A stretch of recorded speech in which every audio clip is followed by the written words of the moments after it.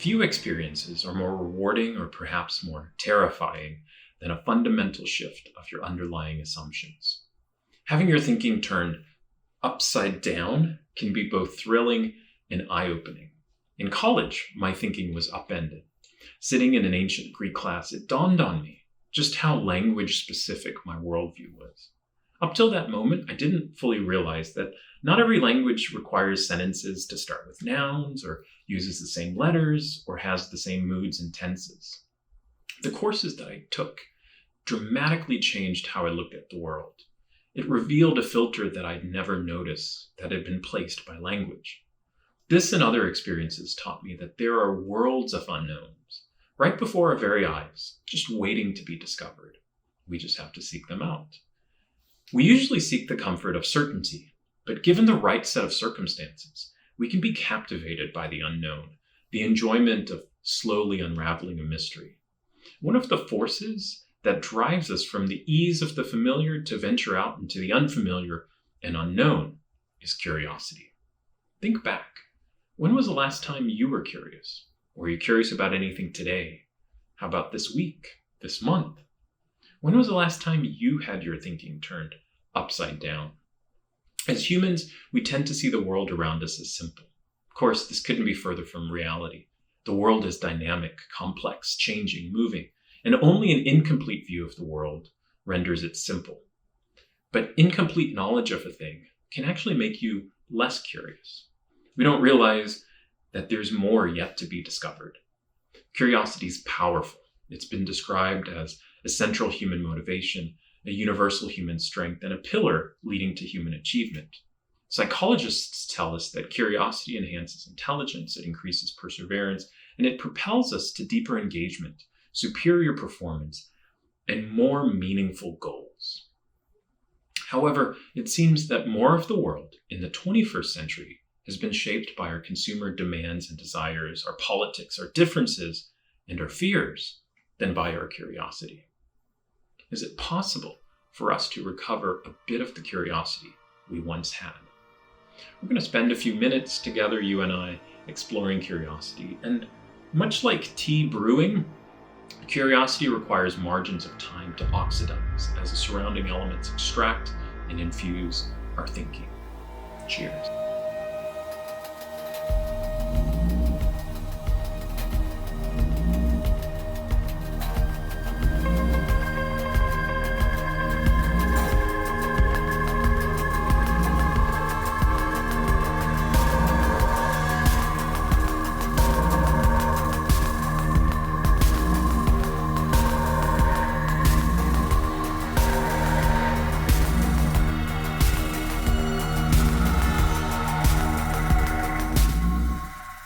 Curiosity makes for really good marketing. Look on consulting websites like McKinsey, Bain, Frog, or Fjord, and you'll find instances of the word curiosity.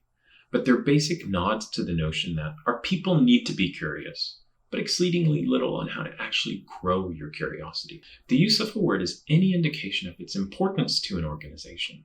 Most companies don't value curiosity. Here are historically business-focused consultancies like Accenture, McKinsey, Bain, and then primarily design-focused consultancies like Frog, IDEO, etc. The larger the circle, the more use of the word.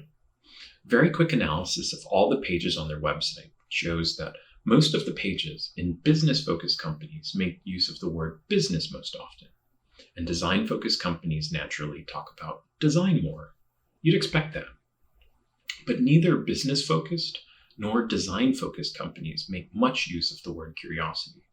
When they do, curiosity is really more about branding and positioning than actual exploration. Consultancies don't seem very curious. But of course, curiosity helps us to ask better questions. So instead of asking, how curious are you? We should really ask, how are you curious? Questions propel our curiosity. But what the heck is curiosity anyway? Curiosity is commonly defined as the recognition, pursuit, and desire to explore novel, uncertain, complex, and ambiguous events. It's a feeling of interest in a situation where a potential exists for learning. We just want to see what happens. Todd Kashdan, a professor of psychology at George Mason University, and his colleagues discovered that curiosity is multidimensional. They discovered 5 distinct factors of curiosity and 4 distinct types of curious people. Let's take a look at those factors, what Kashdan and crew called the 5-dimensional curiosity scale. The first factor that Kashdan identifies is joyous exploration. This is the recognition and desire to seek out new knowledge and information, and of course the subsequent joy of learning. We can look at this as curiosity for curiosity's sake, and we see this exhibited clearly in ways in which most children learn and why they incessantly ask, why? We also sometimes see it in adults. The next factor is deprivation sensitivity. This is an emotional curiosity driven more by tension and hard labor than by joy, such as pondering complex ideas, solving difficult problems, and striving to diminish gaps in knowledge. Learning new things and acquiring new skills satisfies a curiosity to continuously master new things. People like this often feel a sensitivity to being deprived of challenges.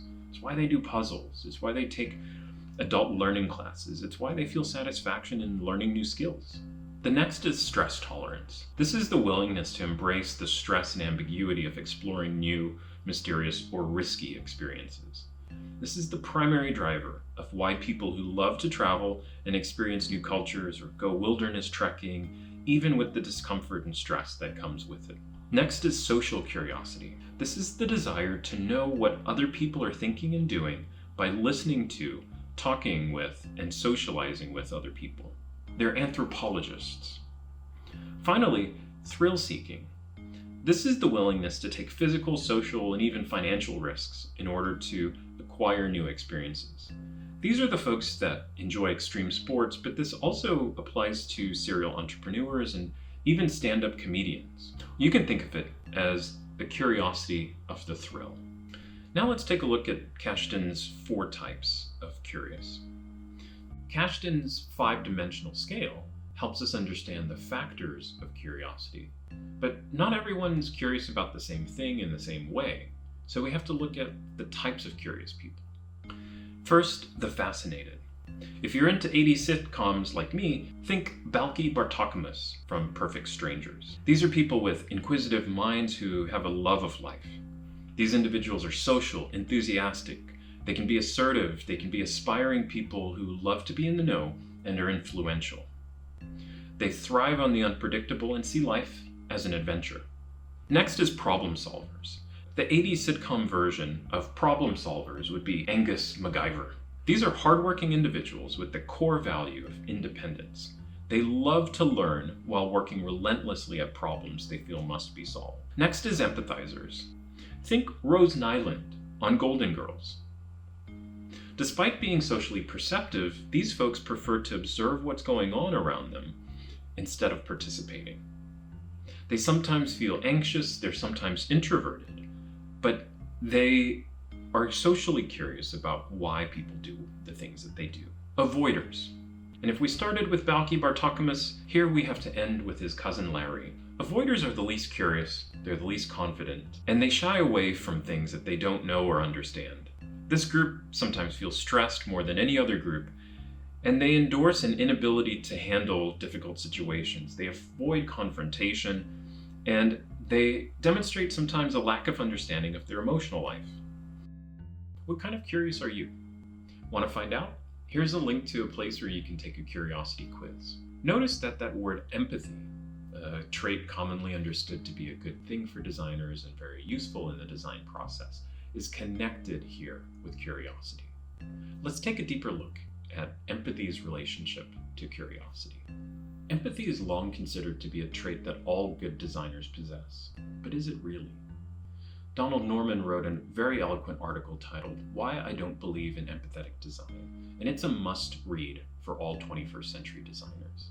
I think curiosity is actually more important than empathy. Curiosity can lead to empathy and so many other things. So I have to ask, what might happen to our design processes if instead of starting with the empathize phase, we started with the be curious phase? What new doors might be open as a result of that? We can use curiosity in our designs, we can also design curiosity. Industrial and interaction designers have long invited interaction through this vehicle of curiosity. But there's a paradox to designing curiosity. You can't tell or make somebody be curious. Curiosity is really an invitation. The individual must accept the invitation and then choose to take that journey wherever it goes. It's really quite simple. Designer extends invitation to be curious.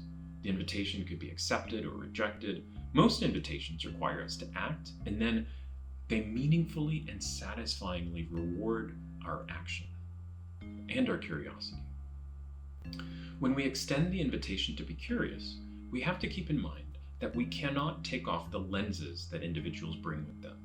Remember me discussing Greek language earlier as a lens that I didn't realize?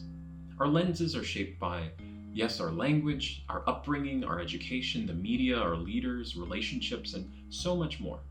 We may not immediately be able to reshape their lenses, but we can leverage storytelling to perhaps reshape their role in their story.